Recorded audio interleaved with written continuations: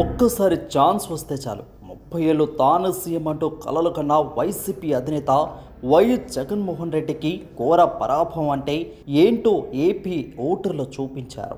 151 సీట్లు 50% ఓట్లతో తిరుగులేని విజయాన్ని అందించిన ఓటర్లు 5 ఏళ్లలోనే ప్లేట్ ఫిరాయించడం వెనుక కారణాలేంటి అంటే ఫలితాలు విడుదలయ్యాక రకరకాల విశ్లేషణలు వినిపిస్తున్నాయి. జగన్ అధికారంలో ఉండగా ఏ ఒక్కరూ ఊహించనివి ఏ నోటా వినిపించని అంశాలే జగన్ ఓటమికి ప్రధాన కారణంగా చెప్తున్నారు. ముఖ్యంగా ఎన్నికల ఓటమి తర్వాత ఆ పార్టీకి చెందిన మాజీ ఎమ్మెల్యేలు వెల్లడిస్తున్న అభిప్రాయాలు కూడా చాలా సీరియస్గా ఆలోచించాల్సినవే.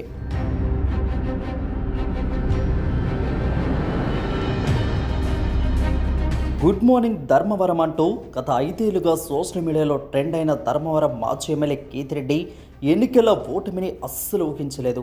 ఈ సందర్భంగా తన ఓటమికి కారణాలు వివరించిన కేతిరెడ్డి చెప్పిన అతి ముఖ్యమైన అంశం వైఎస్ విజయం కూడా వైసీపీ ఓటమికి శాసించారనే విషయం. ఇంతవరకు ఎవరు వైసీపీ ఓటమికి విజయమ ఎఫెక్ట్ ఉందని ఎవరూ గుర్తించలేదు. కానీ రాయలసీమలో ఓ ప్రధాన సామాజిక వర్గం దూరం అవడానికి విజయం కూడా ఓ కారణమనే విశ్లేషణలు వ్యక్తమవుతున్నాయి.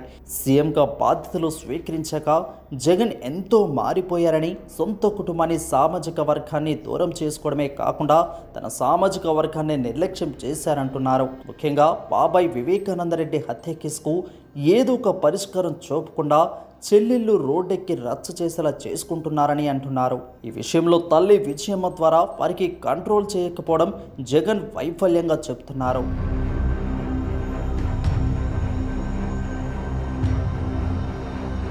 వివేక హత్య కేసులో సునీత దూరం కాక ఆస్తుల వివాదంలో జగన్తో విభేదించిన షర్మిలకు సునీత దగ్గరై జగన్ సొంత కుటుంబానికే న్యాయం చేయలేదని, మిగిలిన వారికి ఏ న్యాయం చేయగలరనే ప్రశ్నలు లేవనెత్తారు.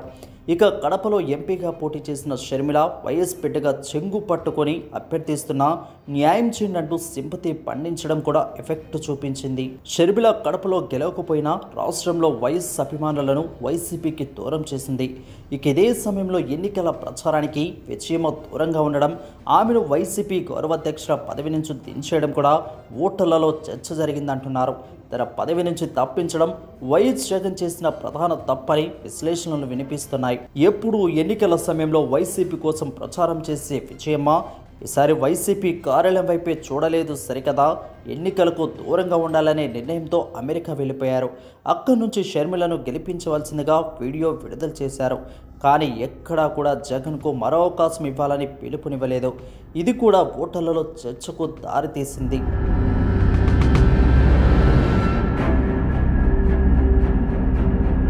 వైఎస్ విజయమ్మ, షర్మిల, సునీత వల్ల మొత్తం వైఎస్ కుటుంబం జగన్కు దూరంగా ఉందనే అభిప్రాయం వ్యాపించింది. దీనివల్ల రాయలసీమలోని ప్రధాన సామాజిక వర్గమైన రెడ్లు దూరమయ్యేలా చేసిందంటున్నారు. రాయలసీమలో రెడ్డి డామినేషన్లో ఉన్న నియోజకవర్గాలలో బీసీలను నిలపడం కూడా రెడ్ల ఆగ్రహానికి కారణమైంది. వైఎస్ రాజశేఖర రెడ్డిలా పాలిస్తాడనుకున్న జగన్ ఆయనకు పూర్తి విరుద్ధంగా కనిపించడంతో రెడ్లు సేఫ్ జోన్ వెతుక్కున్నారు. ఇక విజయమ్మ కూడా జగన్ వెంట లేకపోవడం కూడా ఇతర పార్టీలో ఉన్న రెడ్లు తమకు సానుకూలంగా చేసుకుని అంతర్గత చర్చల్లో ఆ సామాజిక వర్గాన్ని ఆకర్షించారని ప్రచారం జరుగుతుంది.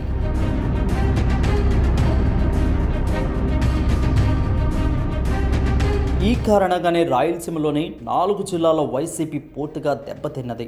ఎన్నడూ లేనట్లు ఉమ్మడి కడప జిల్లాలో టీడీపీ 7 చోట్ల గెలవడం రికార్డ్ అంటున్నారు. ఇక జగన్ కుటుంబం విడిపోవడమే కడపలో వైసీపీ ఓటమికి కారణమని చెప్తున్నారు. నిజానికి జిల్లాలో 7 స్థానాలు వస్తాయని టీడీపీ నేతలు కూడా ఊహించలేదు. ఇక కర్నూలు జిల్లాలోనూ రెడ్డిలకు బదులు బీసీలను బరిలోకి దింపడం మైనస్గా మారింది. కర్నూలులో 1-2 చోట్ల మాత్రమే ప్రభావం చూపించగలిగే స్థాయిలో ఉన్న టీడీపీకి వైసీపీ అనుసరించిన వ్యూహం బాగా కలిసి వచ్చింది. మెజార్టీ స్థానాలు రెడ్డి సామాజిక వర్గానికి కేటాయించిన తెలుగుదేశం జిల్లాలో స్పష్టమైన ఆధిపత్యం చూపించింది. నంద్యాల జిల్లాను క్లీన్ స్వీప్ చేయగలిగిందంటేనే అందుకు ప్రధాన కారణం రెడ్డి సామాజిక వర్గం దూరం కావడమే కారణమంటున్నారు. ఇక చంద్రబాబు సొంత జిల్లాలో చిత్తూరులో ఎప్పుడూ ఇన్ని స్థానాలు దక్కించుకోలేదు టీడీపీ. చంద్రబాబు సొంత జిల్లా అయిన రెడ్డి డామినేషన్తో ఒకప్పుడు కాంగ్రెస్, ఆ తర్వాత వైసీపీఏ మెజార్టీ స్థానాలు గెలిచేది. కానీ తొలిసారి ఆ జిల్లాలో రెడ్డి సామాజిక వర్గం మద్దతుతో టీడీపీ హవా చూపింది. ఇలా జగన్ తన సొంతం అనుకున్న కుటుంబం రెడ్డి సామాజిక వర్గాన్ని దూరం చేసుకొని తగిన మూల్యం చెల్లించుకున్నారు. మళ్ళీ దూరమైన చెల్లెలను దగ్గర నుండి తీసుకోవడం, రెడ్డి సామాజిక వర్గాన్ని చేరదీసి వారిలో నమ్మకాన్ని చూరుకుంటేనే అధికారం దిశగా అడుగులు వేసే పరిస్థితి ఉంటుందని అంటున్నారు విశ్లేషకులు. మరి తప్పులను జగన్ సరిదిద్దుకోగలరా అన్నదే ఇప్పుడు ప్రధాన చర్చగా మారింది.